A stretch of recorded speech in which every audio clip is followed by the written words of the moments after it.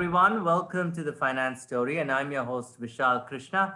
We are a leading digital publication that celebrates and captures life in finance. Our series, titled Finance 2022 and Beyond, is powered by Capita, and it aims to inspire young and old CEOs and employees alike about this new world order that has emerged thanks to COVID 19.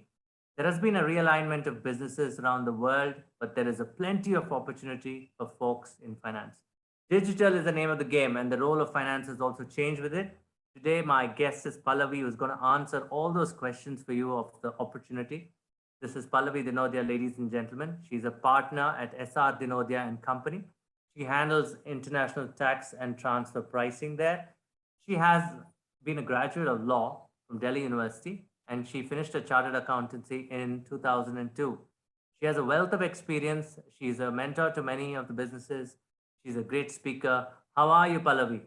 Very good, Vishal. Thank you. And thank you for having me on the finance story today. No, I'm really interested in your career as such, right? Can you tell us how did you start your career in finance? But before that, you also did law, and then CA happened. How did you blend the two? I'm really curious to know the history of it. So I started CA actually because I was a very stubborn child. So CA actually came before law. My grandfather was a CA and he had this chair in his room, and I wasn't allowed to sit on it because, only my brother, who was going to become a CA, would sit on it. And I think I was 14 years old when that happened. And I told him that, I'm going to sit on this chair before anybody else. And that's how CA happened. So it was out of sheer stubbornness. And then I was lucky that I actually started enjoying, CA.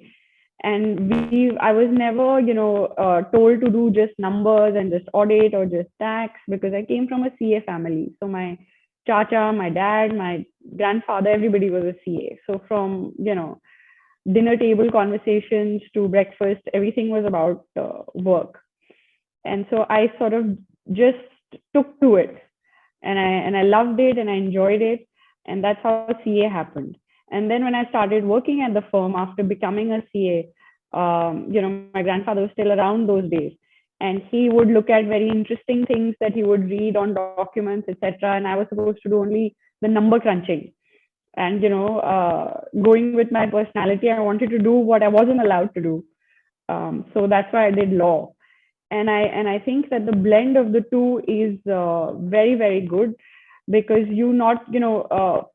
today everybody wants to get super specialized, but at the end of the day, yes, specialization is great, but if you have something which is complementary, I think that helps a lot. So while CA has taught me how to understand numbers and how to read them and interpret them, I think the law has helped me to understand businesses better, their dynamics, their problems better. So I can maybe read a document and also understand the numbers from it. That's fantastic. I think all finance professionals should be listening to this. So a combination of law and finance is very powerful. But you also made it work practically. You're one of those children who realized that in the details is also the hard work, right? Right. Absolutely. I think there's no substitute for hard work. Keep your head down and keep on working. And, I never knew that after 20 years of work, I would be, sitting across the Vishal Krishna giving an interview.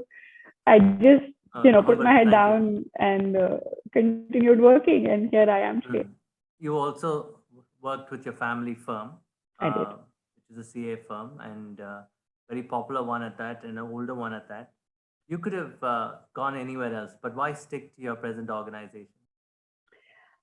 So I did actually step out and step back in. I went overseas for a year, and I worked in Switzerland for 1 year, learning business development and in-house, large organizational company. So I learned how large organizations work from the inside out. Came back to the CA firm, continued to work, did law, and then after that I worked with a law firm for a year. And really learned how to interpret, how to read documents, how to interpret law, etc. So a lot of people tell me that CAs ko law nahi aata, leave the law to the lawyers. So I've learned the law from the lawyers, and the CA from the CAs. So it's a combination of both. So yes, I stepped out and stepped back in, and ultimately, I think everybody should do what they love to do. I didn't want to be a person who wakes up at 60 and says, "Oh God, I can't go to work today." I wanted to be 60 and wake up and say, "Wow, I still want to go to work today." you know and so I came back to CA because I loved it. I love the numbers, and I love the blend of the numbers with law. And now I represent clients before dispute resolution authorities, before income tax tribunals, and I understand the legal side of it, and I understand the numbers, right? And so it helps me a lot, and I think it helps my clients a lot because they don't have to explain one of the two to me. So, and I also wanted to be sure that the firm is where I want to work, you know. That's very So nice. that's why I worked outside before I decided that, I'm happy to be at the firm. That's very nice. That's very nice. And because of your international exposure, is that the reason why you looked at taxation as a subject? International taxation is what you see also. So for me, it was a happen chance actually. So, when transfer pricing started in maybe 2002, 2003, and the first round of assessment started, the others at our firm were so busy doing domestic taxation, because that was the rage then, that they didn't have time for this. And they told me that, there's this new law and we don't have time to get into it. Why don't you do it? And I started doing transfer pricing and international tax then.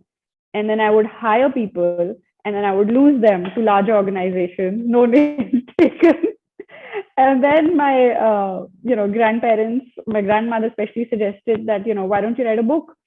Every time you hire somebody, you give them a copy of your book and you say that, please read this in the 1 month notice period you're going to serve at the other firm and join me after having read this.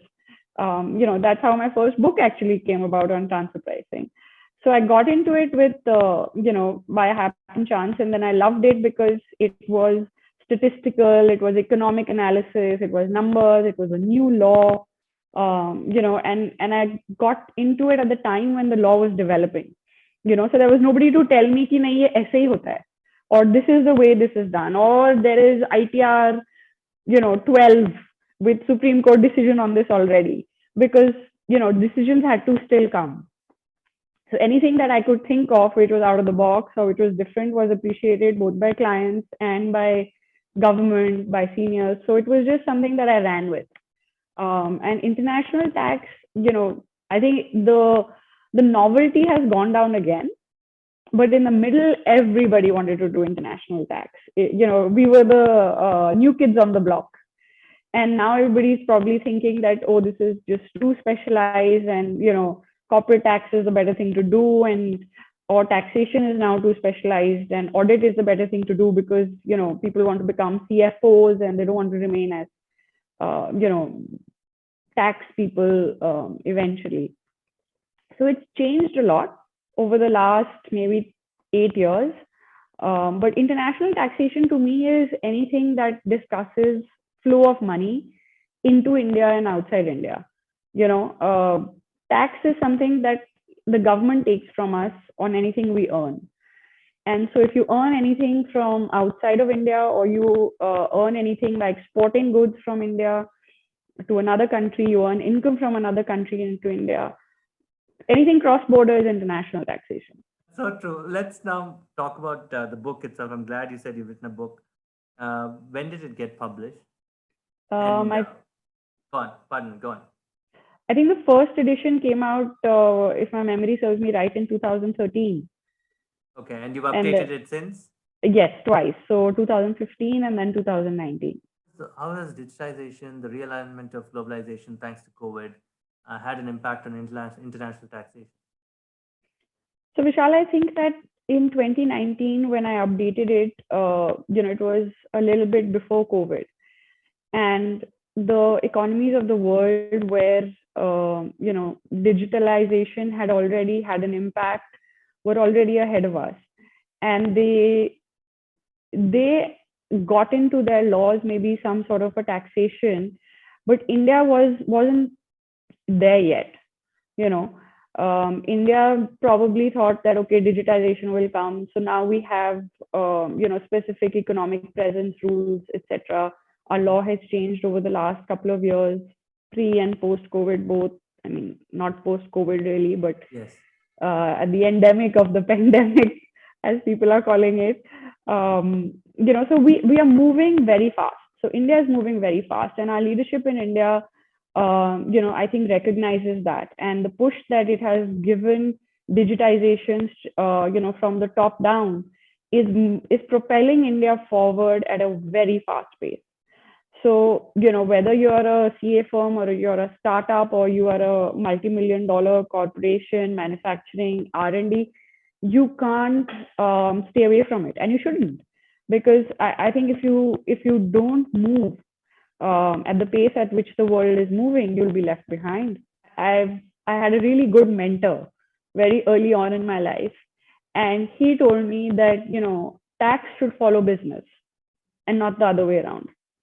So when I get a client in any of these fields, which is moving at the pace it's moving, my first sort of one-to-one with them is, I'm going to sit here as a complete ignorant fool, and I want to understand your business. you know so whether it's a startup or it's a healthcare tech firm, or it's a crypto client, anybody, I just sit there and I say, okay, I'm going to understand your business. And with all of these new age things, there is nobody more passionate than the person who started that business. you know and when you understand how that business works, then you see that, okay, how does my finance, because for a business, finance is a very small piece, right? And taxation is even a smaller piece, or it's a subset of a subset. So if I don't understand the client's business, I am never going to be able to give him strategic help and advice. So the update really is from my client, when I understand from him what he wants to do and where he wants to take his business. And I have clients who come and tell me that it's too complicated. Our business mat samjho. Just tell us what will happen. Like, if I do this, what will be the tax effect? And I always tell him that I cannot do that. I'm not that consultant. So yeah, the clients keep me updated. There are so many tools, right, which have already automated so much of taxation. I want to know what is the role of the CA in the era of automation, right? Uh, People may say, hey, I have a tool that can reduce the cost.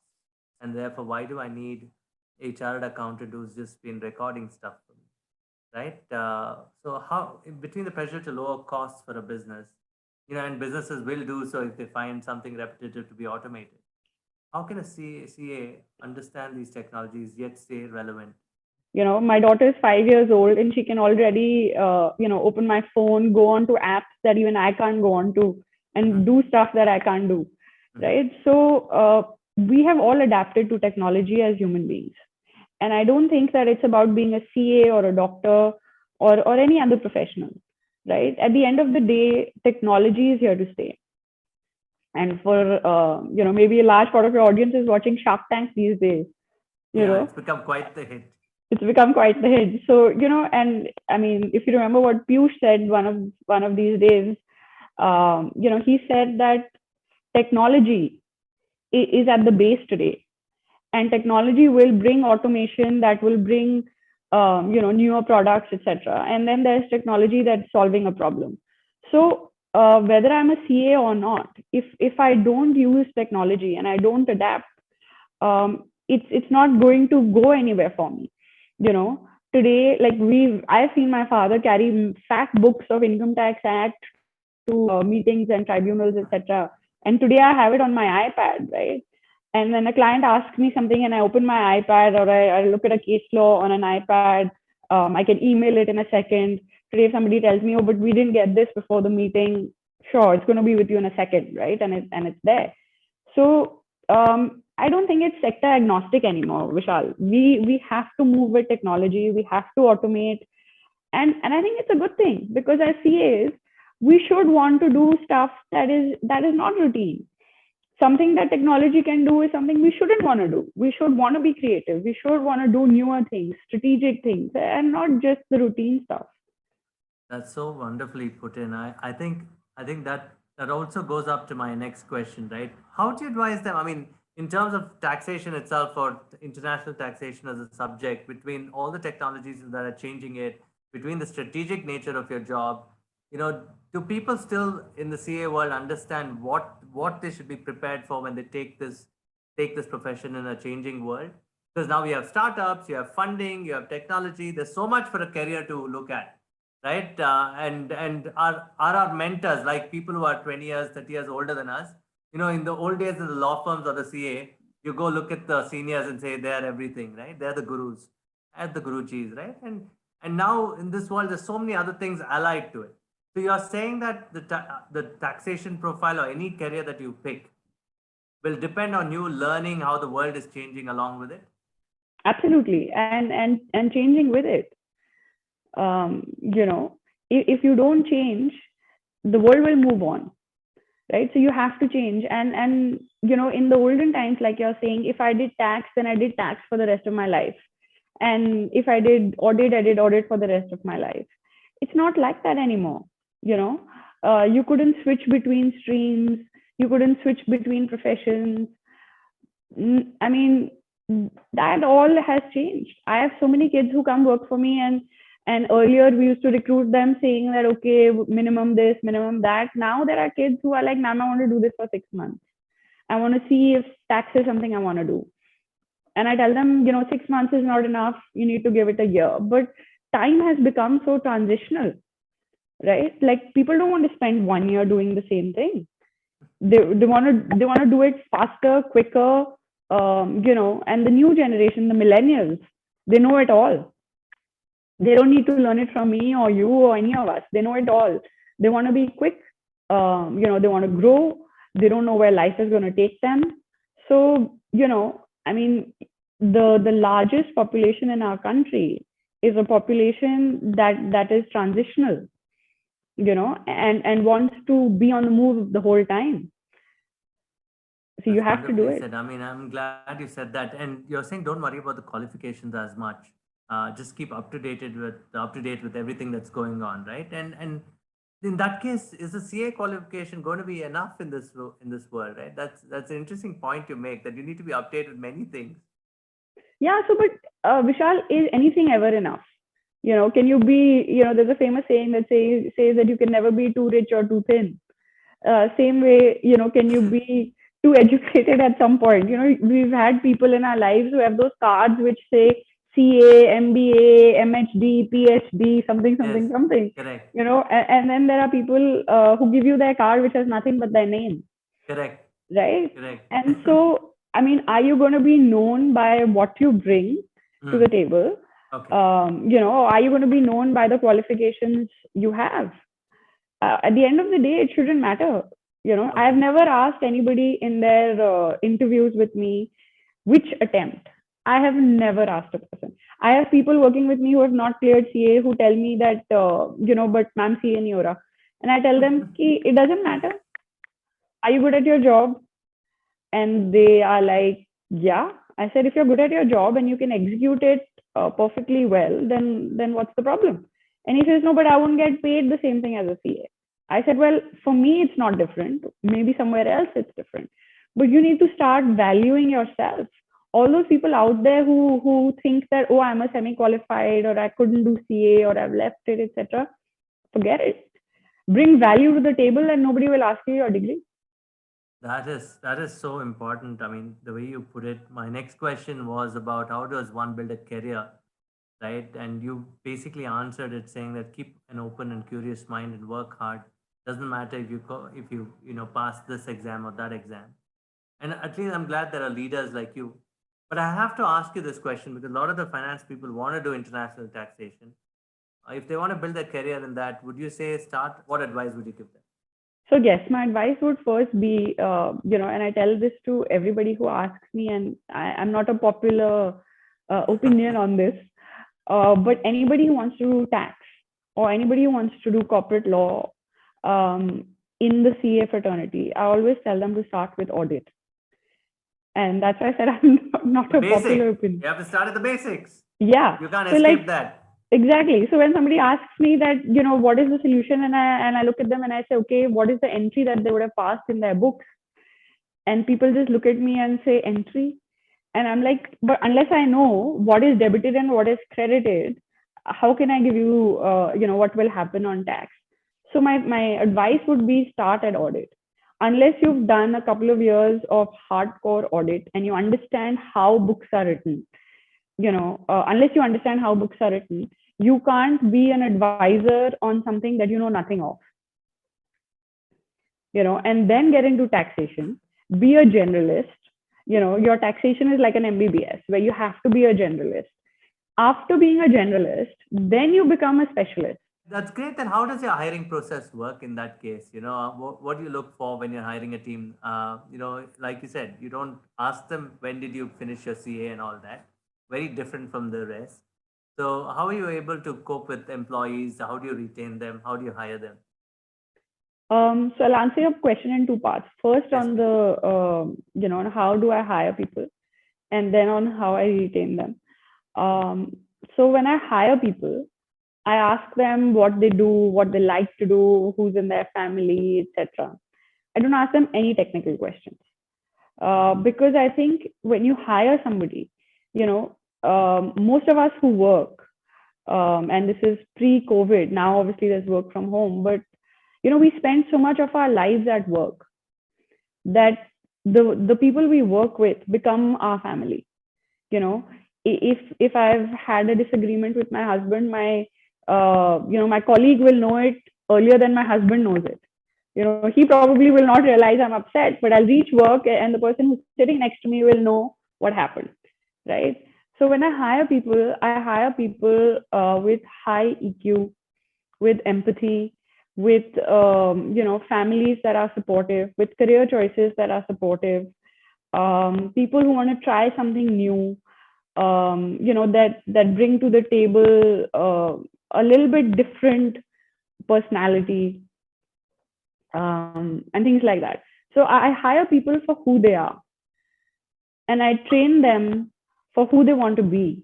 Now people go after startups, right? Startups and say their startups give ESOPs. Can you as a CA firm match up to a startup? No, I can't match up to a startup. We can't match up to a startup. We can't match up to big fours. We can't match up to international, to firms who have international backing. We can't, because I mean, we are only as good as what the client gives us, right? We are a services firm. We get paid from our clients and then we pass that on to our people, right? And my style of leadership, at least, is very transparent. So my team will know, they are in charge of the client. They know what they've built, so they know what they can ask for.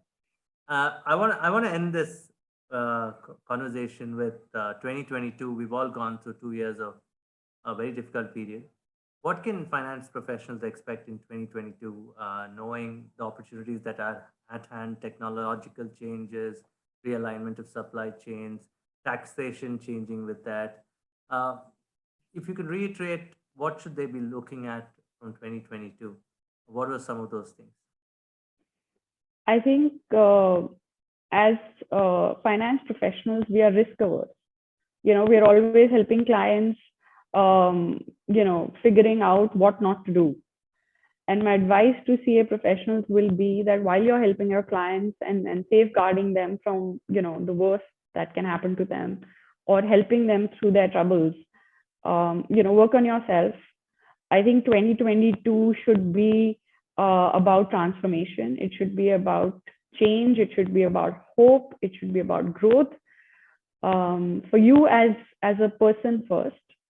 And the growth that you achieve as a person will help you grow as a professional, because you are, you owe it to yourself first. And if you're a good person, then you're a great professional. That's lovely. And Pallavi, I've enjoyed this thoroughly. Ladies and gentlemen, this is Pallavi Dinodia, partner at SR Dinodia and Company.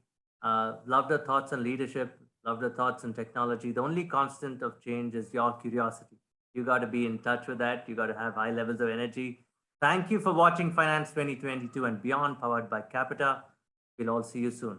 Thanks, Pallavi. Thank you. Thank you. Thank you, Vishal. And thank you, FinanceStory, for having me.